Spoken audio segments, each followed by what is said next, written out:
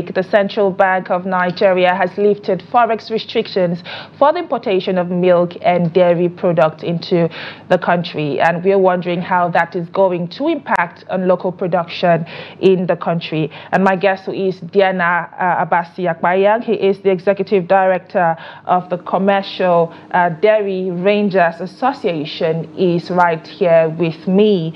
Thank you for joining us on Business Daily. Thank you very much for having me. You're very welcome. And let's just start off with, your take on that development. When you got the news, what was your initial reaction? Yeah, interesting. Let me just give a bit of context to that policy statement by the CBN and how it came about. The previous administration of President Muhammadu Buhari didn't really have a clear plan to stimulate local production of milk. And as you may be aware, Nigeria spends about $1.5 billion to import milk. That was as at 2020, because we need about 70% of the local milk consumed here imported.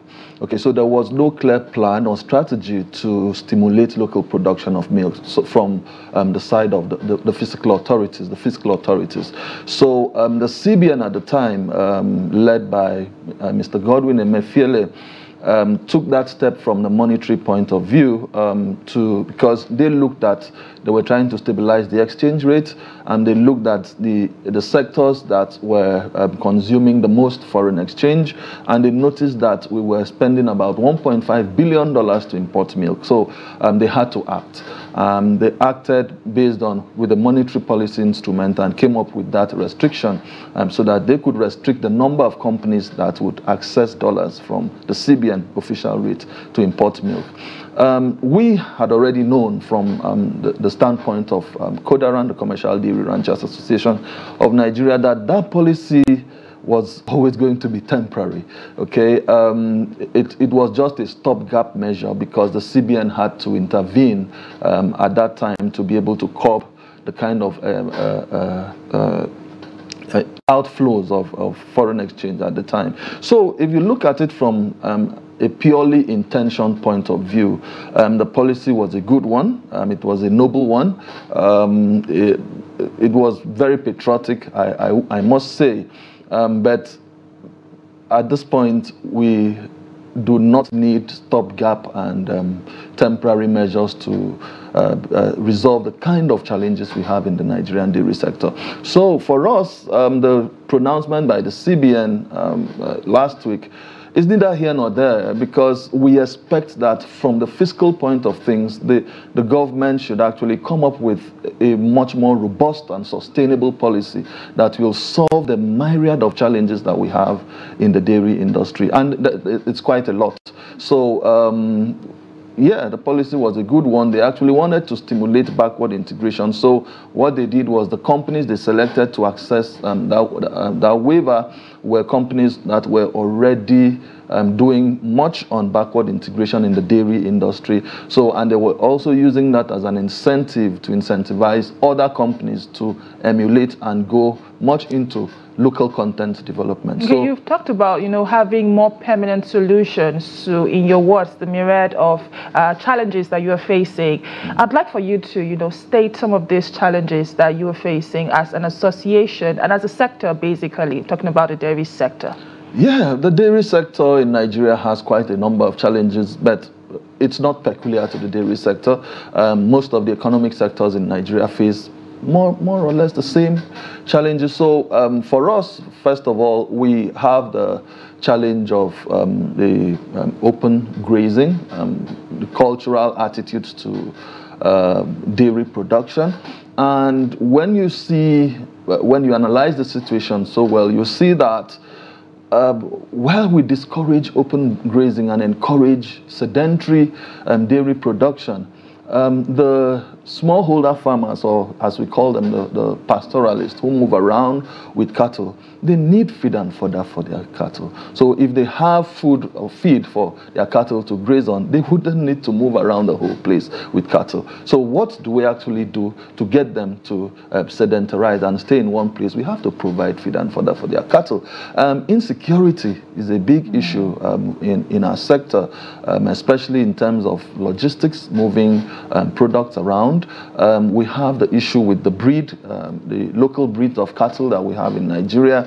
The productivity levels are quite low, about 0.5 to 1.5 liters per day in terms of milk production. When you compare that to other countries, even in Africa, that do up to 10 to 20, even 40 liters of milk per day. So there are issues with improving the local breeds. There are issues with improving the local breeds, and the elephant in the room is stable policy environment. We do not really have just last year, let me bring this out so that it doesn't look all doom and gloom.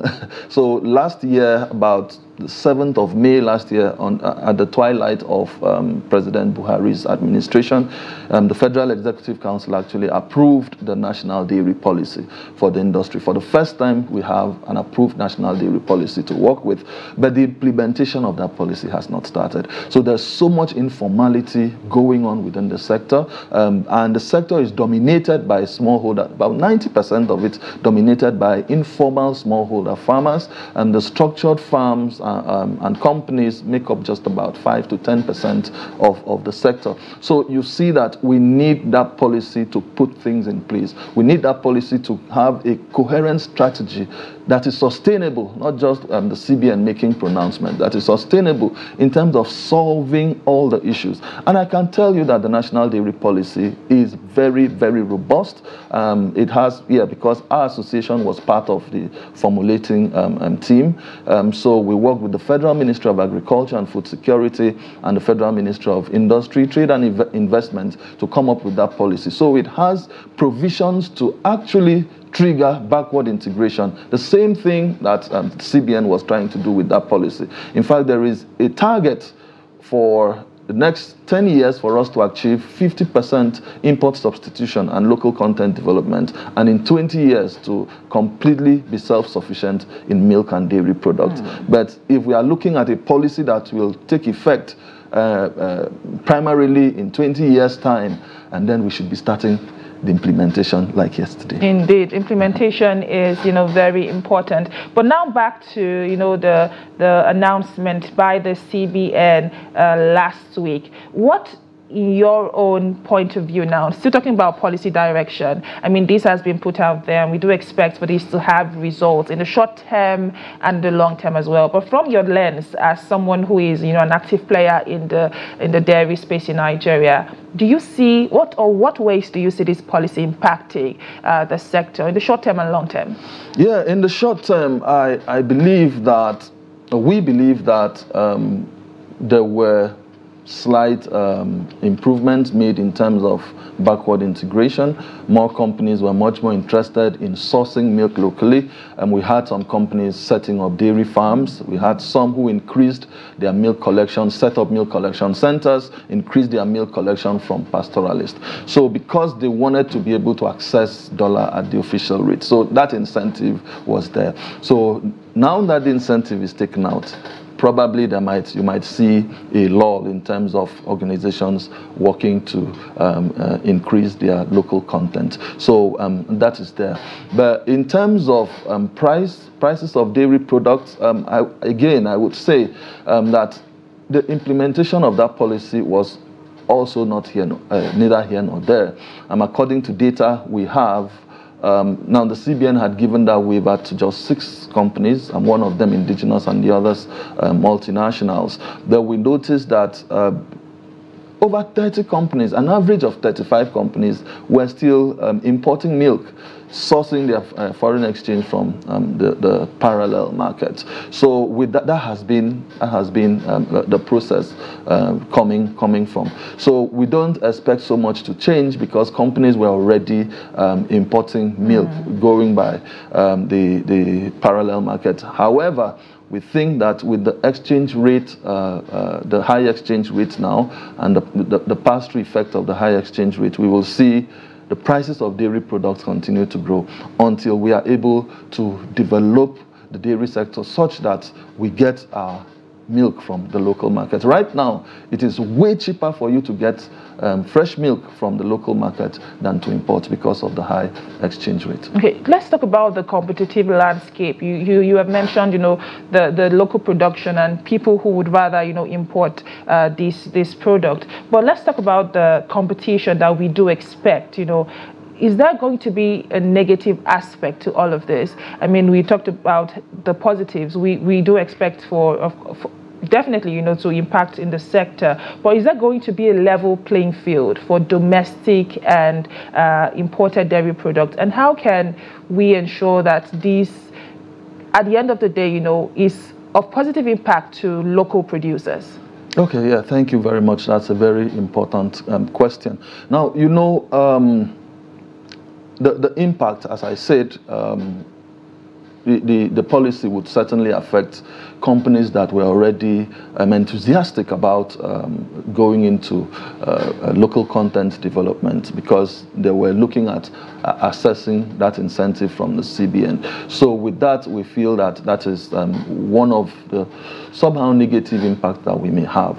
However, if we do the right things in terms of pursuing the dairy policy is there.